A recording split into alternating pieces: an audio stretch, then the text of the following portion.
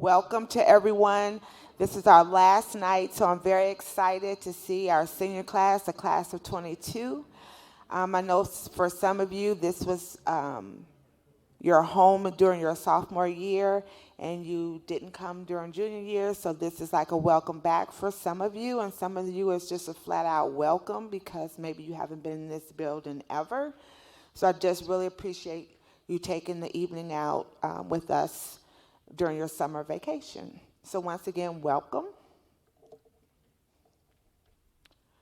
My name is Renee Coleman. I'm the principal here.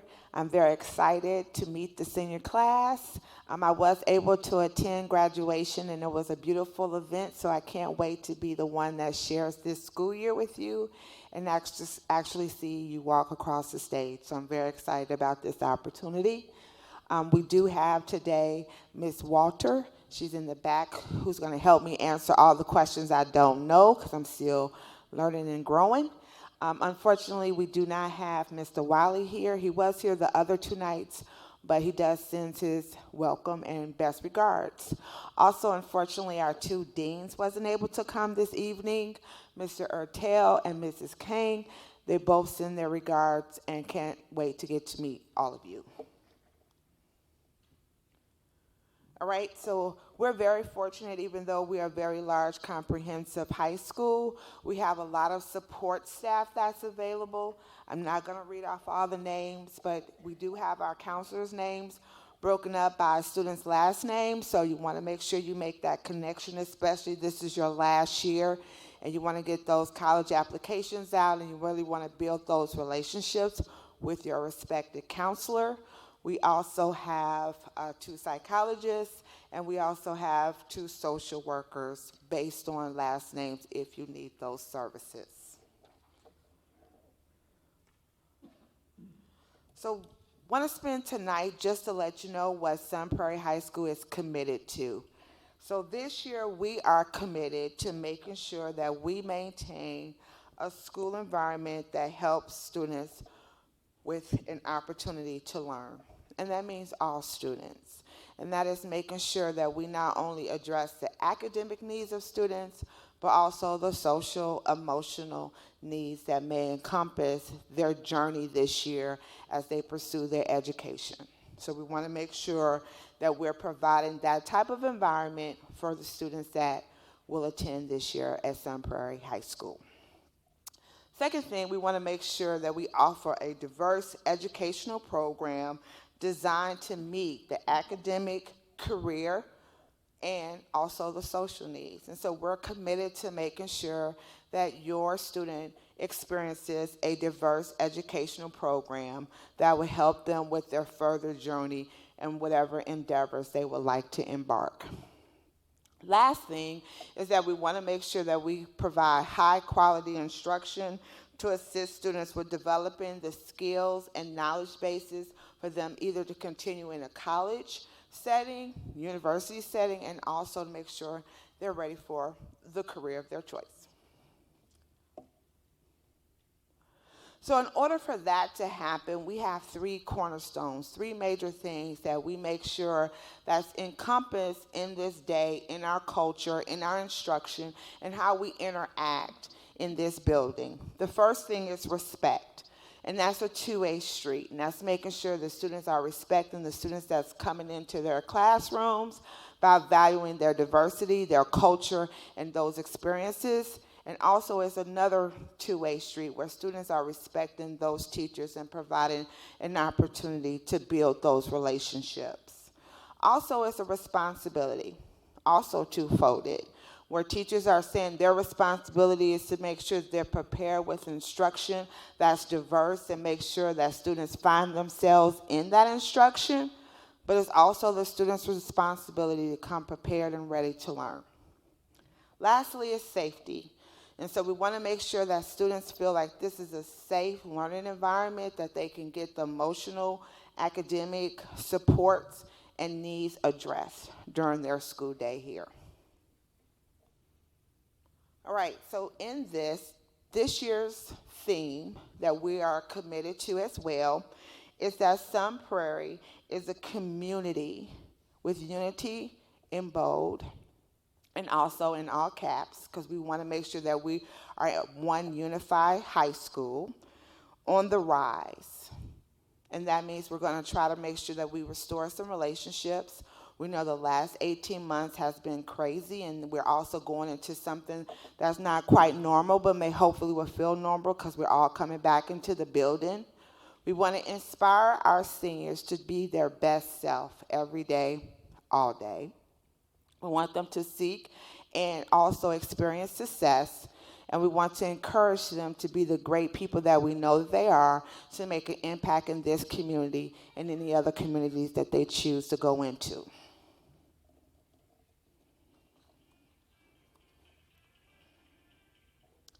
I forgot to do that. My housekeeping was, can we silence our phones? I was so excited I forgot to give you that. So part of our housekeeping, if you could do that now, is if you can silence your phones, I would greatly appreciate it. And the second housekeeping thing was to hold all questions, but that's okay. You haven't had any yet, so we're all good. So before I get started, I wanted to give the block schedule. I know last year you guys were only taking 4 classes due to the pandemic, and I just want to give it back to you, bring it back to your awareness that we do have 8 classes and that we do have an AB schedule, and that that's the schedule that we're going to use this year. So I just wanted to put it back up there so that you'll get a chance to re-engage that we do have block schedules. You will have 8 classes, and you will follow the AB schedule. All right, so I also want to talk about attendance. Plenty of research is out there. We can give it to you, and it all says that it's great for students to come to school. And we know that. Like, if you come to school, there's a correlation with success. But part of that is you got to go to class on time. Like, it's okay that you're in the building. That's great. We want you here. But we need you in your seat on time. All right? So I want to just bring up to your attention the 3 categories that falls under attendance for us. And the first one is unexcused absences.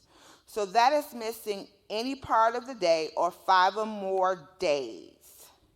Those are considered to be unexcused. And then we start talking about truancy. And I don't want to talk about truancy. I want your last year to be as successful as possible, that you leave out of here on a good footing. Another part of that is that if you miss more than 5 days or 25 instructional blocks, so that goes back to instructional blocks are block 1A. That's an instructional block. So if you miss those, then we start the truancy process. And we do not want to even engage in that type of conversation. In the middle, it talks about the excused absence, which is where we want to, remind families that if your student is going to be sick or out, that you give us a call by 9 o'clock so that we know that that particular student will not be in. We know that sometimes you can't help it. You make a doctor's appointment, you got to go, and we're saying just make sure you bring those doctor's notes so that we can document what the absence was for. We know that funerals and emergencies happen, vacations, and all those things. We just need documentation. In saying that, we cannot have you miss more than 50 instructional blocks of absence per year in the excuse. Like, once you start giving excuses past that time, then it puts us in the unexcused category, and then we start talking about truancy, which we do not want to talk about. I did allude to tardies, so I want to just remind families and our students that's in the audience that I know you run late for class, which we hope that does not happen this year. But if it does, if you're tardy and you're in that window of maybe a minute to 15 minutes, you're going to be marked tardy. After 15 minutes, you're marked absent. And then we start going down these columns. So we need you to be on time and here every day. Okay? So here's some tips for success. just something to just kind of bring us back into in-person learning, and we've been out for 18 months, is that we're all coming back with a positive attitude, a positive frame of mind, a growth mindset saying that we're going to be flexible, we're going to go with the flow, we're going to come to school every day, we're going to bring our best self, we're going to try our hardest, we're going to fail forward, okay? But the second one is where I hope that because you are our senior class, you got this mastered, which is seek help. And if you don't, we need you to ask for help. We need you to feel comfortable enough to ask an adult in this building for some help. Third thing is organization. We've been out 18 months. It was kind of funny that our first night we had students say, I have not written my name on a piece of paper, and who knows, they couldn't even remember. So I know that that's something that we have to get back into the practice of, because organization is going to be key. 8 classes, not 4. Got to make sure you keep on top of things. Now, the fourth thing that's on there is time management. Getting your applications in on time, making sure you don't miss deadlines, writing those essays for applications. Like, it's really going to be important that those two, organization and time management, like, we find a place to really practice that and get really great at it. Last thing is that if you're not involved as a senior, I need you to get involved. There's so much out there that says students who get involved in school find more success, because you then find a value of why you're here. And I know it's great that, parents are pushing, we need you to be a great student. But careers, companies, colleges are looking for a well-rounded student. A student that not only is able to academically be okay, but also socially okay. Get involved into some committees, some activities, and become that whole student, okay? And we are definitely here to support you. So, it's kind of funny, but sophomore orientation, packed. They're excited, they're ready, like the parents and the students, with very few empty seats. Juniors, a little bit more seats were filled. And then I look around, I'm like, oh, seniors think they got it all under control, and I'm totally cool with that. But I just want to remind parents that if this was a different occasion, like if this was like an elementary event, remember how we used to go to our elementary events, and it's like, you got to get there super early because all the families would be there, grandma, everybody, right?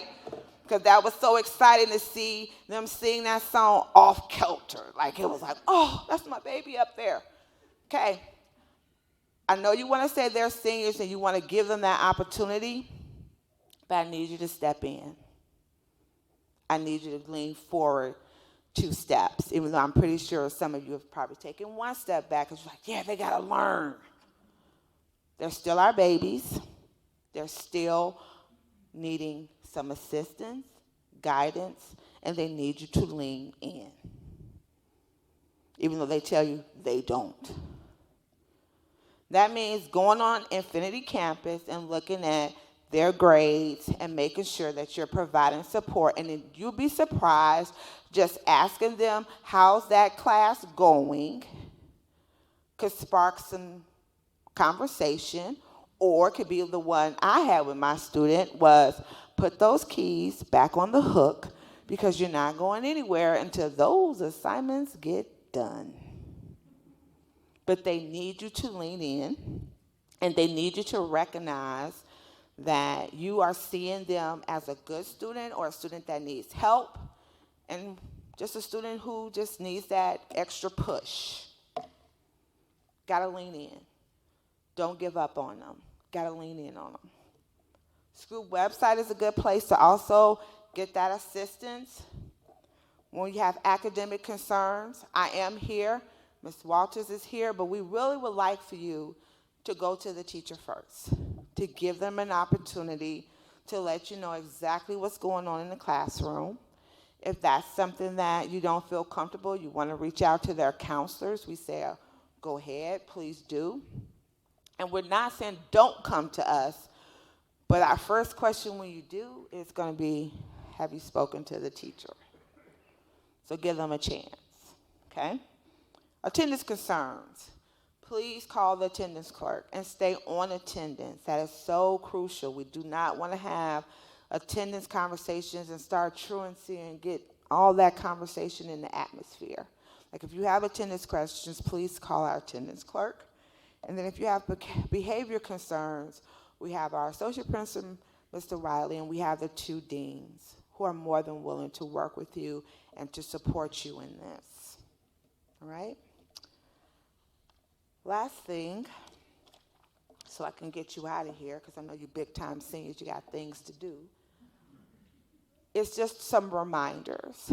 Next week is actually registration, which is your opportunity to pay fees. Hopefully getting that rat race for the parking permits is what I've heard. It's like first come, first serve. So if that's what you want to make sure you want to have for your student, is to make sure you come and do that. We talk about IDs, we talk about school pictures, we talk about if maybe you want to come and see the building again, if you want to obtain a locker. All of those things are done in those 2 days at registration. And if you order the yearbook, they're also there during registration. Last thing to remind you is that we're having a welcome back to school event to kind of get everyone back in the frame of mind of getting back in school, and we're so excited to have you here. Our welcome back to school event is on August the 18th. We'll have some food, we'll have some drinks. You get to see Kurt the Cardinal again. Probably haven't seen him in a while, but he's there. And then also raffle off some prizes to our students. And so just a couple of dates to keep in your mindset as you prepare to wrap up our summer and begin school on August the 23rd. Any questions? Yes, ma'am.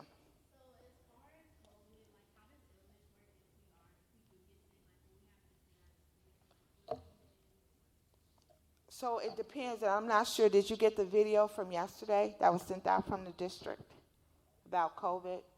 So their thought process about if you get sick, like say for instance, you wear your mask, you go home and you feel like I got a cold. It's really up to how you feel, because everyone in the classroom will be masked. There's no need to quarantine you. You're just out sick. Does that make sense? Did I answer that right? I, I would say stay home. I wouldn't come in with a cold, only because then that goes to symptoms check, and if you're not feeling well, then you go to the nurse and they probably will send you home anyway.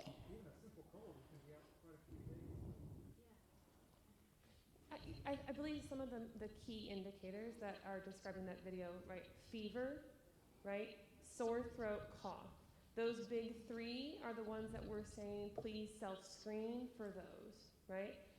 And those are the symptoms. If you were considered a close contact, with a mask, a close contact does not mean that you have to quarantine. But if you were a close contact and you had those symptoms, we would ask that you would stay home. Just like runny nose or something. So yeah, we're sticking with those big 3, right? And additional information is in that video that went out. But fever, cough, Fever, cough, and sore throat. Yeah. Because we don't have the component of virtual, so you have to stay in person. So it's not like you can do your classes like when we were in pandemic mode. Are there any other questions? Yes, ma'am.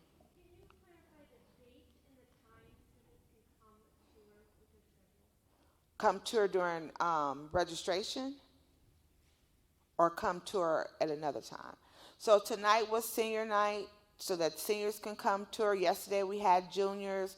Day before that, we had sophomores. You can also tour during the registration dates, which is August 11th and 12th. So today is the scavenger hunt to just kind of get the lay of the land. The schedules will be open August the 10th at 3. The building will be open August the 11th for registration and the 12th.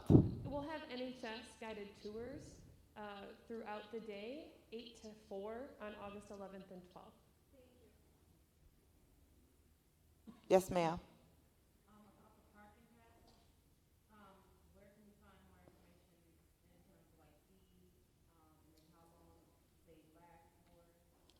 So the fee is on the website as far as how much it costs, and the parking permit is for the whole entire school year, unless something happens with the student's license or their parking privileges are revoked. The entire school year. It's on the website. Yes, ma'am.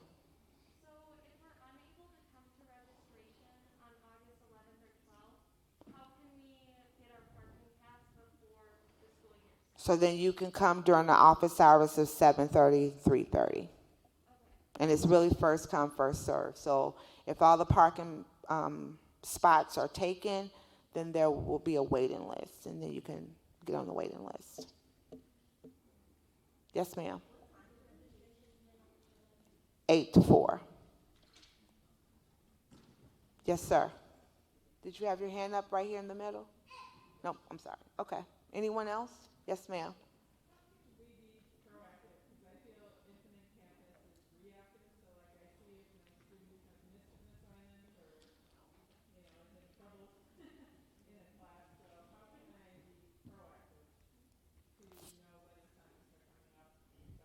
So they have Google Classroom that you can have your students log into and that you can see. Best way I would say is to email the teacher, build that relationship and that capacity to have that ability to kind of know what's going on, to be proactive. Last year, we also had teachers put weekly agendas out there for public facing so that you could click on those and find them on our website. So we're going to continue that for this next year. There'll be a link on the main page. It was part of the, when you log in, on the website, there's a slideshow. It's one of those links for weekly agendas. And you'll be able to click on the different teachers' links and see what is the agenda for that week and what's due. Yes, ma'am.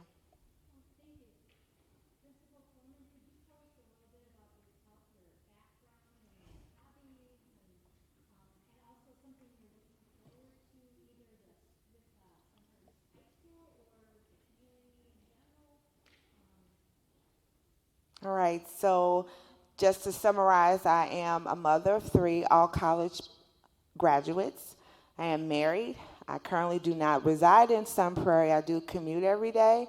I am a resident of McChesney Park, which is about 10 minutes from the border of Wisconsin. I started my career off as an accountant. I obtained my Bachelor's of Science in Business Administration with the emphasis of accounting. Was a financial analyst at a major insurance company, which is CNA Insurance Company, if anyone's familiar with Chicago. If not, if you've seen the skyline, it's that big red building. Did that for 10 years.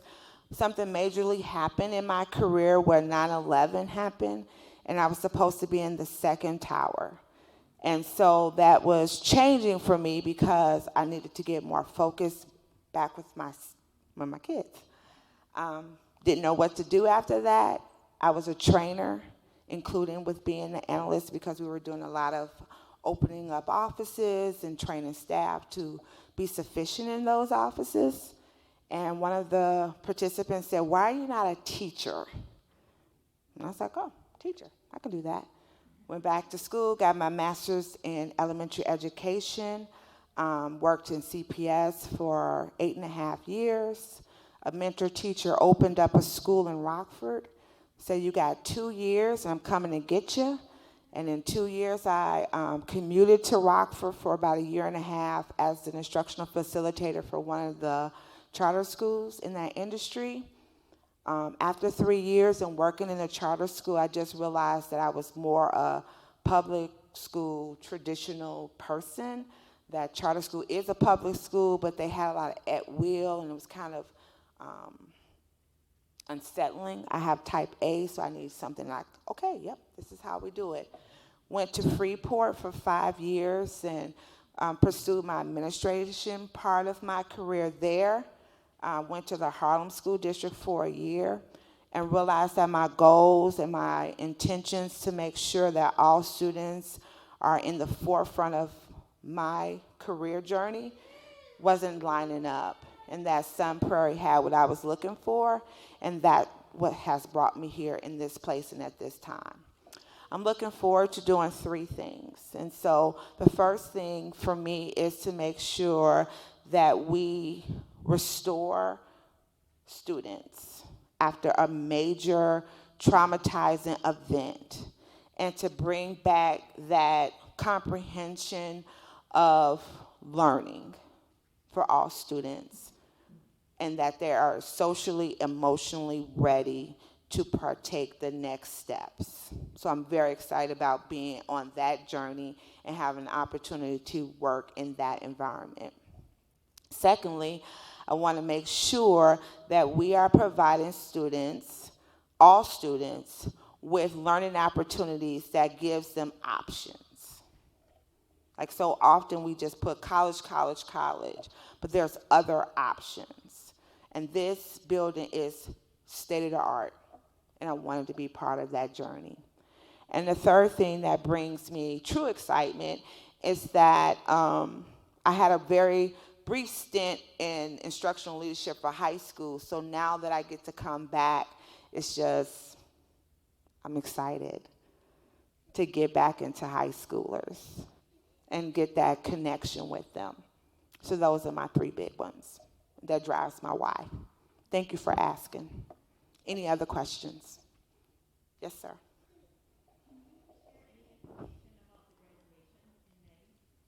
I do not have those details. And as soon as we do, we promise to get them out. We'll be as transparent and timely as possible. Any other questions? So if you have something, I'm sorry.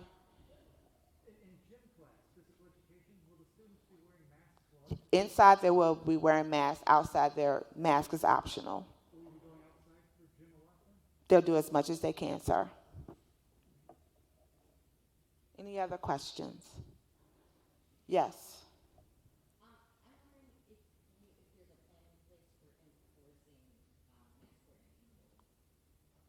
So our plan is to make sure that students wear their masks, and that we will have masks provided for students who do not have one. I'm hoping that when we set the expectations and help students understand the why behind wearing the mask, that the enforcement part goes down and understanding goes up. Because I think students will be compliant when they know why. And so our job is to provide them with the why so that they will be as concerned about their safety as every adult in this building. Yes. Is there any process for medical exceptions for masks, or is that something the administration is working on? Give me more. Like if you have asthma, you're saying should they have the mask on? Is that what? If it is a student who has a physician who says I recommend that you do not wear the mask in certain circumstances, and that is provided to the school nurse, is that how that process? That was how that process worked for the pandemic part of that. But my understanding, and I could be wrong, and I can get more information, was that everyone wears a mask, and that if you felt like that was something you were concerned about, the virtual learning was where you should have taken that road. And that if that's what your family choice was, is that the virtual option was available. This really like Sandy, my husband. I think it's more about the exercising with the mask on for our son with asthma.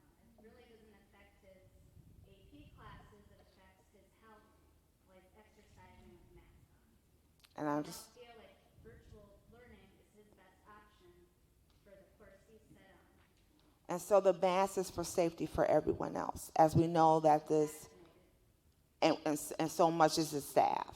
And so we have to look in general, making sure that everyone stays safe. So all staff, all students are wearing the mask for safety.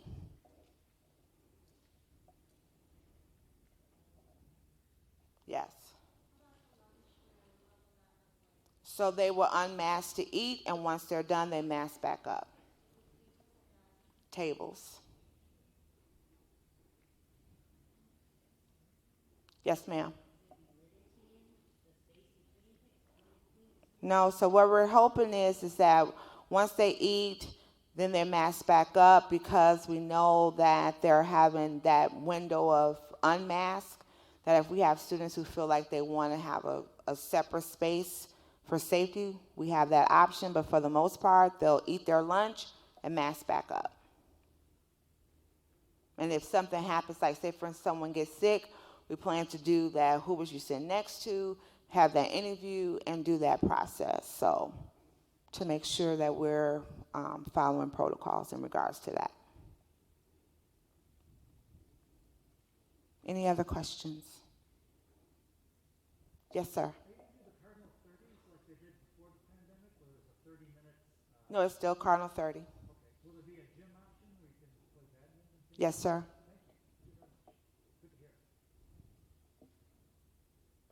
Are there any other questions?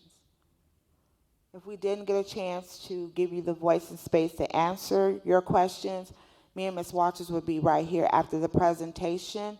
If there's no other questions, thank you for coming this evening. You are more than welcome to tour the building with the scavenger hunt, or you can wait till next week with classes. So once again, thank you.